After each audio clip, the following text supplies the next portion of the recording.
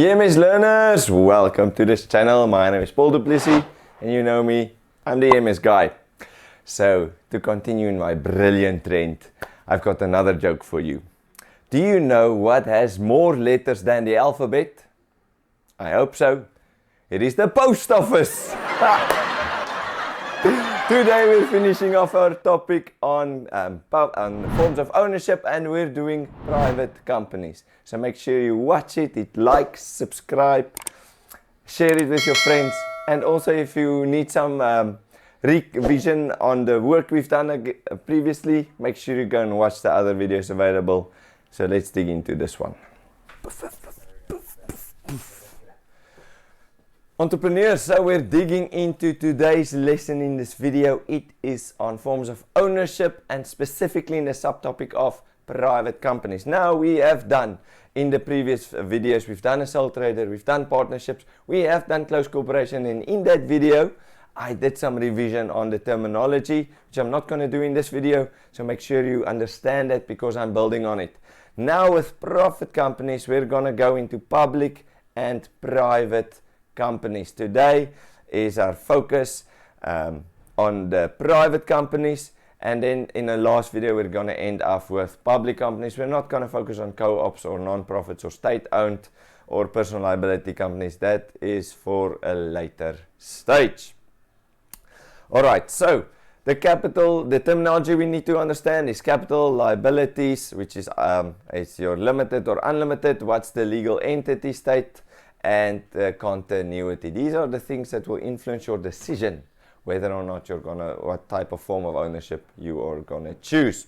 So let's dive into a private company, and as an intro to that, when you have started your small business as a sole trader and it grew and it grew and it grew and it grew, you wanted to add in another friend. We call that a partner. Now it's still an informal type of business, it's not formally registered, and you're growing and you're growing and you realize, now I'm paying a lot more tax. If something happens to me, my business can't continue, I can't sell it, I need to think long term. So now you register it, but you can no longer start a CC. So one of your first port of calls is to start a private company. That gives you tax benefits, continuity, makes your business a legal entity. So let's look at some of the characteristics and advantages, disadvantages. First, your ownership is private. That means you have to sell shares to private individuals, right? This is the way to start a private company, is by getting people to invest. The owners are called shareholders, but that is private. You can't sell to anyone. It's still exclusive.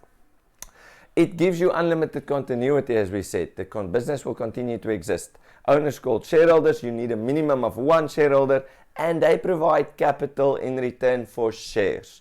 Now a share means you get a part of the business. For that part of the business you get a dividend, right? You can see there Peter, Stephen, Katie and Candace all have different shares in the business, and for each share you get a portion of the profit. That's what we call dividends. You can't sell it to the public, and you have to share in both profits and losses of the business. Alright, it must be managed by one director, and this is actually a great advantage because now you have a skill director, which is a manager. It's not necessarily the owners, because the business has grown now to such an extent you can afford to hire now the best of the best, the CEOs. You can hire marketing people, and now you need to at least have one director with a skilled focus to get the business to make money so that the shareholders get a high return.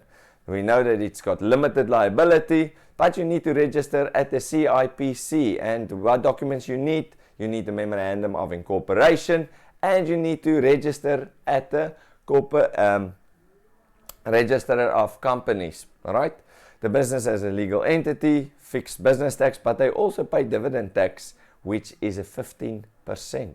And here how we recognize if it's a private company, it ends with the letters PTY and in brackets LTD. PTY stands for proprietary and LTD stands for limited. Advantages: it's easy to raise capital. Why? You can sell shares to individuals, they bring in all the capital that you need, and it's unlimited. There's no limit to the amount of shares you can sell, but you can't sell it to the general public and have everyone come to you. You have to approach people, and normally we take a document with, it's like a sales document, we call that a prospectus. Okay, there's unlimited continuity, and we said that means a business can continue to exist. Limited liability means you're not personally liable for the debts of a company. So shareholders, great one. You get dividends for your investment, for your return, for your risk, but they won't seize your personal assets. You will only lose your shares that you have in a business. Legal entity, that means a business can enter into contracts into its own name, sue and be sued. Disadvantages, you cannot sell on the JSE. That's your biggest disadvantage. It's not open to the general public. Shares are sold to private individuals, so it's limited type of shares, which means your capital is limited in that sense. That is in fact the whole part of private companies. Next video we're going to talk about what happens if a private company, if you want to expand, get more shares, and this is where we touch into public companies. So make sure I see you in the next video.